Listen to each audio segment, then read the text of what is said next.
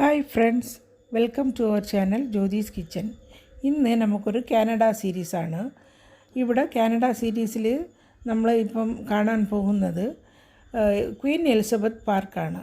ഈ Queen Elizabeth park British കൊളംബിയയിൽ ഒരു highest പാർക്കെന്ന് വേണമെങ്കിലും പറയാം. സീ ലെവലിലിരുന്ന് 125 മീറ്റർ മുകളിലാണ് ഈ പാർക്ക് സ്ഥിതി ചെയ്യുന്നത്. ഇവിടെ ഇരുന്ന് നമുക്ക് ഈ ബ്രിട്ടീഷ് കൊളംബിയ കംപ്ലീറ്റ് നമുക്ക് വ്യൂ ചെയ്യാൻ പറ്റുന്ന രീതിയിലാണ് ഈ പാർക്ക് സ്ഥാപിച്ചിട്ടുള്ളത്. ഈ ക്വീൻ എലിസബത്ത് പാർക്കിൻ്റെ ഏരിയ 52 ഹെക്ടെയറാണ്. ഇവിടെ നല്ല വിസ്താരമായിട്ടുള്ള ഒരു ബൊട്ടാനിക്കൽ ഗാർഡനും ഉണ്ട്. ഇതിൻ്റെ പേര് ദ ബ്ലോഡെൽ കോൺസർവേറ്ററി എന്നാണ്. ഇതിൽ 200 ടൈപ്പ് ഓഫ്സ് വേൾഡ് കംപ്ലീറ്റ് ഇരുന്ന് 200 ടൈപ്സ് ഓഫ് ബേർഡ്സും 500 ടൈപ്സ് ഓഫ് പ്ലാന്റ്സും ഉണ്ട്.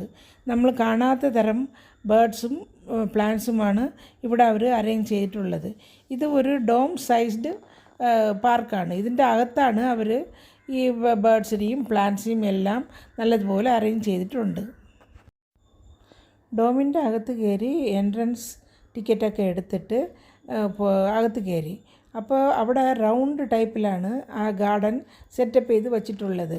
നമ്മൾ ഇതുവരെ കണ്ടിട്ടില്ലാത്ത കളറിലും ഡിസൈനിലും ഉള്ള ഒരുപാട് പ്ലാന്റ്സും ഫ്ലവേഴ്സും എല്ലാം നമ്മൾ ആർക്കും അങ്ങനെ കണ്ടു ഇരുന്ന് പോകും, അങ്ങനത്തെ ഒരു അറേഞ്ച്മെൻറ്റ്സ് ആയിരുന്നു.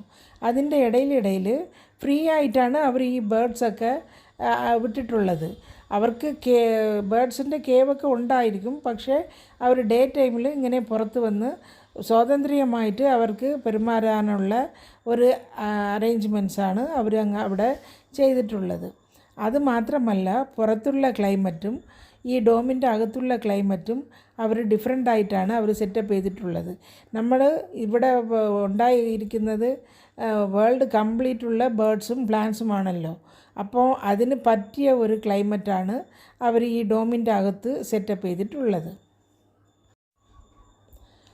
നമ്മുടെ നാട്ടിലുള്ള ചെറിയ ലവ് ബേർഡ്സ് തൊട്ട് നമ്മൾ ഇതുവരെ കണ്ടിരാത്ത പാരറ്റ്സ്, ഇത് നമ്മൾ കളർ ഇതുവരെ കണ്ടിട്ടില്ലാതെ ബ്ലാക്ക്, നേവി ബ്ലൂ ഇങ്ങനെയുള്ള കളറിലുള്ള പാരറ്റ്സ് കൂടി അവിടെ ഉണ്ടായിരുന്നു. കാണാൻ നല്ല രസമുണ്ടായിരുന്നു. ഞങ്ങൾ പോയത് വൈകിട്ടാണ്. ഞങ്ങൾ ഗ്യാസ് ടൗണിൽ ഇരുന്നിട്ടാണ് അവിടെ നേരെ പോയത്. അപ്പോൾ ഒരുപാട് ബേർഡ്സിനെ ഒന്നും ഞങ്ങൾക്ക് കാണാൻ പറ്റിയില്ല. എല്ലാം കൂടിൻ്റെ അകത്ത് കയറി എന്നാണ് തോന്നുന്നത്. പക്ഷേ കുറച്ചൊക്കെ പുറത്തുണ്ടായിരുന്നു.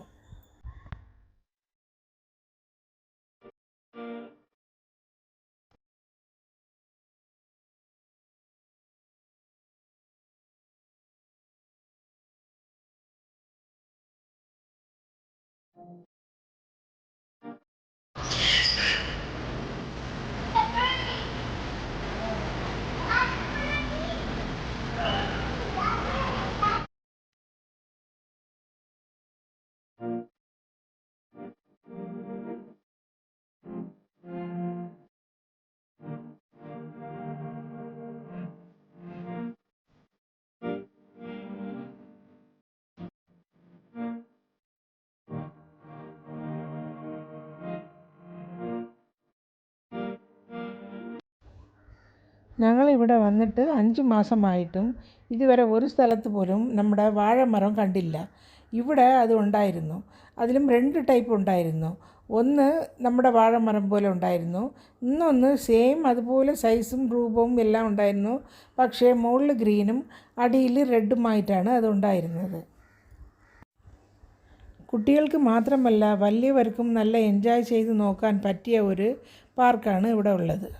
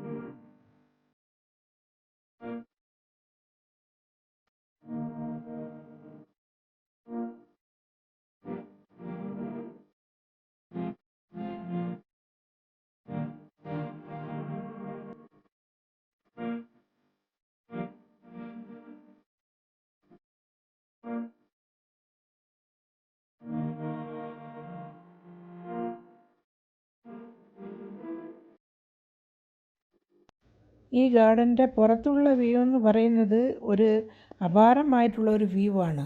അവിടെയും നല്ല പ്ലാന്റ്സ് ഉണ്ടായിരുന്നു, ഒരുപാട് മരങ്ങളും എല്ലാം ഉണ്ടായിരുന്നു. ഇവിടെ ഇരുന്നിട്ട് നമ്മൾ വാൻകൂവർ BC കംപ്ലീറ്റ് കാണാമായിരുന്നു. വാൻകൂവർ സിറ്റിയുടെ ഡൗൺ ടൗൺ എല്ലാം നമുക്ക് കാണാമായിരുന്നു.